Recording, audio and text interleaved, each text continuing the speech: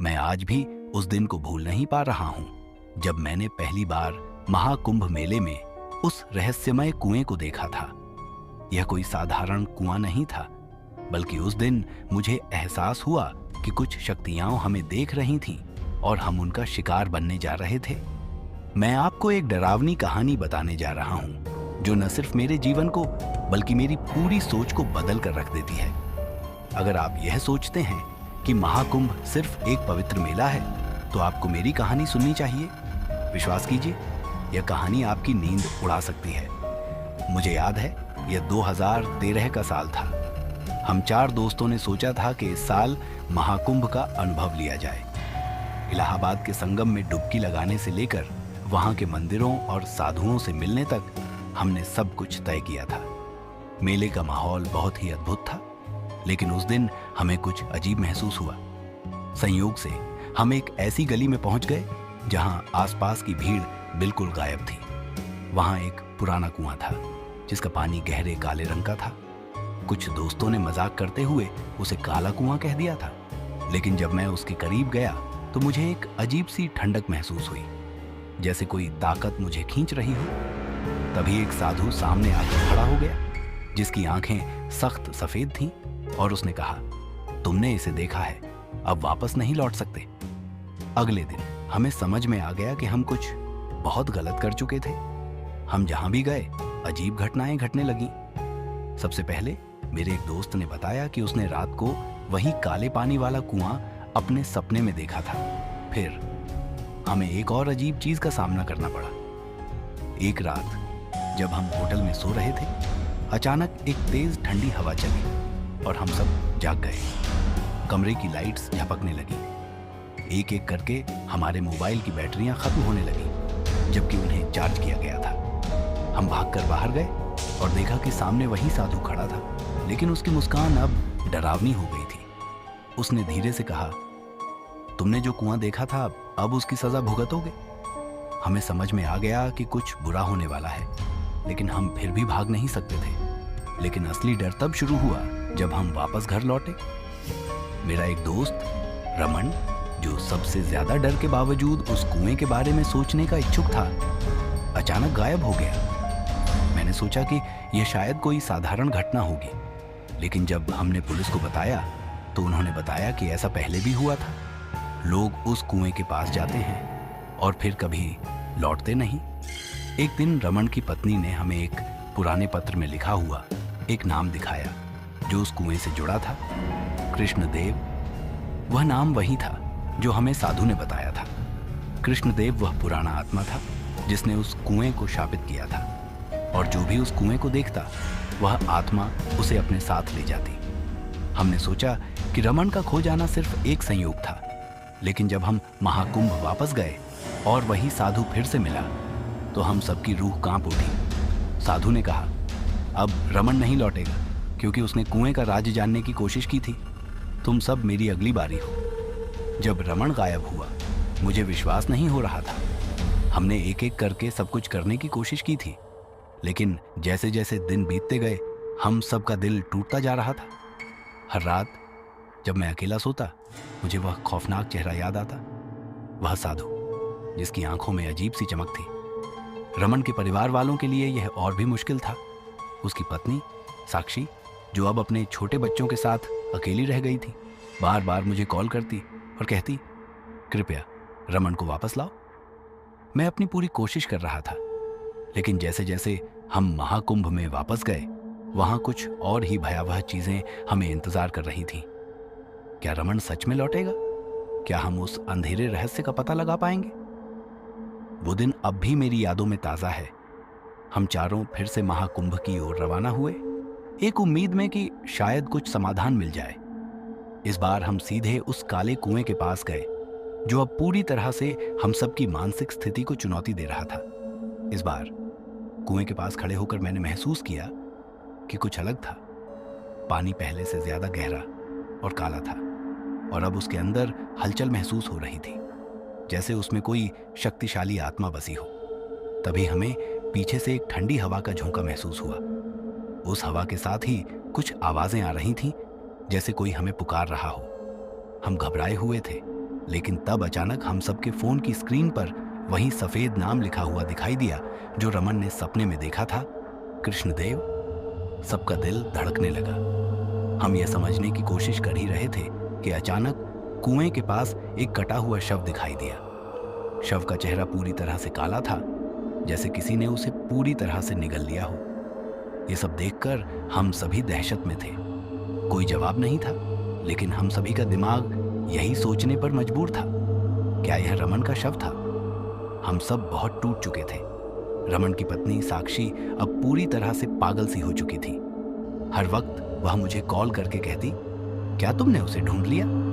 मेरी आवाज में अब वही डर था जो कभी रमन के चेहरे पर दिखता था। मुझे याद है, एक रात मैं अकेला सो रहा था और अचानक मेरी आंखों के सामने रमन का चेहरा आया। वह बहुत पीला था, उसकी आंखें पूरी तरह से सफेद हो चुकी थीं और उसका चेहरा डर से सिकुड़ा हुआ था। वह बस यही कहता था, तुम लोग कभी वापस नहीं लौट सकते, हम सब इस कुएं में फंसे हुए हैं। उस रात मुझे समझ में आ गया कि यह सब एक सजा थी जो कृष्णदेव ने हम सभी के लिए लिखी थी। हमने एक अजीब सी गलती की थी और अब उस गलती की कीमत हमें चुकानी थी। साक्षी की तड़प और दर्द को देखकर मैं टूट चुका था, लेकिन कोई रास्ता नहीं था। हम बस उस काले कुएं की ओर बढ़ते जा रहे थे, जैसे हमें कुछ अजीब और भयानक घटनाओं का सामना करना था। हमने महाकुंभ के एक और साधु से इस बारे में पूछा और उसने जो कहा वह सुनकर हमारी रूह कांप गई। उसने बताया कि कृष्णदेव वह आत्मा नहीं थी जो हम सोच रहे थे। वह कोई साधारण आत्मा नहीं थी, बल्कि एक शक्तिशाली शैतान था जो उस कुएं में कैद था, और जो भी इस कुएं को देखता और उसकी शक्ति को महसूस करता वह उसे अपना शिकार बना लेता था। लेकिन जो सबसे बड़ा चौंकाने वाला खुलासा था वह यह था कि कृष्णदेव का शरीर अब इस धरती पर नहीं था। उसने खुद को उस कुएं में ही बलि चढ़ा दिया था और अब वह आत्मा से ज्यादा एक विकराल शैतान बन चुका था। उसने हमें बताया कि रमन का शरीर अब भी कुएं में था, लेकिन उसकी आत्मा अब कृष्णदेव के वश में थी।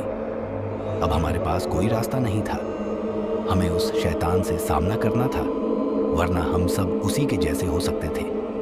अब हम सब अपनी जान बचाने के लिए नहीं, बल्कि उस शैतान से जूझने के लिए महाकुंभ में आए थे। हमने तय किया कि हम उस शैतान से लड़े बिना वापस नहीं लौटेंगे। हम कुएं के पास गए, लेकिन जैसे ही हम वहां पहुंचे हमने देखा कि कुएं का पानी और भी गहरा हो गया था। अचानक पानी के अंदर से एक हाथ बाहर निकला और हमारे सामने एक कटा हुआ सिर लहराया। हम सब डर के मारे चिल्लाए, लेकिन हम भाग भी नहीं सकते थे। तभी हमें उस शैतान की आवाज सुनाई दी, तुम सब यही खत्म हो जाओगे। और फिर जैसे ही हम पीछे मुड़े एक बहुत बड़ी और भयानक आकृति हमारे सामने खड़ी हो गई। अब हमें समझ में आ चुका था कि यह हमारी आखिरी रात हो सकती है। हम सब उस काले कुएं के पास खड़े थे जहां से रमन और कई अन्य लोग गायब हो चुके थे। अब तक की हर घटना, हर भूतिया आहट और हर अनहोनी हमें एक ही दिशा में ले जा रही थी। लेकिन आज जब हमने कुएं को देखा तो ऐसा महसूस हुआ जैसे कोई बड़ी शक्ति हमें अंदर खींच रही हो। हमारी जिंदगियां अब उस कुएं और उसके भीतर कैद आत्माओं से जुड़ी हुई थीं। हमें एक अंतिम बार उस अंधेरे के खिलाफ लड़ना था जो न सिर्फ हमें बल्कि पूरी दुनिया को निगलने की ताकत रखता था। हम सब ने वह फैसला किया था कि या तो हम इस अंधेरे को खत्म करेंगे या हमें खुद उस अंधेरे का हिस्सा बनना होगा। जैसे ही हम कुएं के पास पहुंचे, अचानक हवा की एक तेज लहर आई और सामने से वह भयानक आकृति उभर आई जो पहले हमें डराती थी। लेकिन इस बार वह आकृति हमें चिल्लाते हुए नहीं दिखाई दी। उसकी आंखों में अब कोई क्रूरता नहीं थी, बल्कि एक अजीब सी शांति और उम्मीद थी। और तभी कुएं के पानी में एक अजीब सा चमत्कारी दृश्य दिखा। पानी की गहराई से एक तेज रोशनी निकलने लगी और वह आकृति धीरे धीरे एक देवदूत में बदल गई। हमारे सामने खड़ा वह शैतान अब एक देवी के रूप में बदल चुका था और उसने हमें बताया, तुमने मुझे जो सजा दी थी वह अब समाप्त हो चुकी है। अब तुम मेरे शाप से मुक्त हो। देवी ने हमें बताया कि कृष्णदेव का असली नाम एक प्राचीन तपस्वी का था जो कभी इस महाकुंभ के स्थान पर अपनी तपस्या करता था।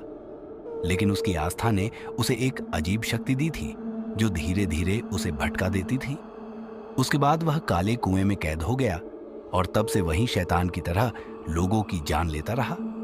लेकिन हमें यह नहीं पता था कि उस तपस्वी ने एक कड़ी शर्त पर अपनी आत्मा को छोड़ने का वचन दिया था। वही शर्त अब हमारे सामने थी। हमें कुएं के पानी में आत्मा की शांति की प्रक्रिया पूरी करनी थी ताकि वह इस धरती को छोड़ सके। और हम ही थे जो उसके द्वारा किए गए सारे बुरे कर्मों को खत्म करने में सक्षम थे। हमें देवी ने एक विशेष मंत्र दिया जिससे वह शैतान मुक्त हो सके। जैसे ही हमने मंत्र का उच्चारण किया, कुएं का पानी और भी अधिक तेज चमकने लगा। अचानक एक प्रकाश के घेरे में वह शैतान आकृति गायब हो गई। हम सबने महसूस किया कि एक महान परिवर्तन हो चुका था। महाकुंभ का वह काला कुआं अब शांत था और उस स्थान की सारी नकारात्मक ऊर्जा खत्म हो चुकी थी। रमन की आत्मा भी शांति पाई और हम सबने अपने अंतर्मन में एक राहत महसूस की। आखिरकार हमने उस अंधेरे से मुक्ति पा ली थी। और जैसे देवी ने हमें बताया था, अगर हम सच्चे दिल से अपनी गलतियों को समझें और सुधारने की कोशिश करें तो कोई भी शक्ति हमें जीतने से रोक नहीं सकती। यह यात्रा अब समाप्त होती है, लेकिन इसके साथ एक महत्वपूर्ण सीख भी जुड़ी हुई है। अंधेरे के बाद हमेशा एक उजाला होता है। अगर आप अपने डर का सामना कर सकते हैं, क्या आप भी इस काले कुएं की अंधेरी शक्तियों का सामना कर पाते? और क्या आप मानते हैं कि हमारी गलतियों को सुधारने से हम अपने जीवन में शांति पा सकते हैं? अगर आपको यह कहानी पसंद आई हो तो कृपया इस वीडियो को लाइक करें, शेयर करें और चैनल को सब्सक्राइब करें ताकि आप हमारे अगले वीडियो का हिस्सा बन सकें। और अगर आपके पास इस कहानी से जुड़ा कोई सवाल या विचार है तो हमें कमेंट्स में बताएं। अगले वीडियो में हम एक और रहस्यमय कहानी लेकर आएंगे। क्या आप जानना चाहते हैं कि अगला किस डरावने रहस्य को हम उजागर करेंगे? जुड़े रहिए हमारे साथ और खोजिए उन राजों को जिन्हें कभी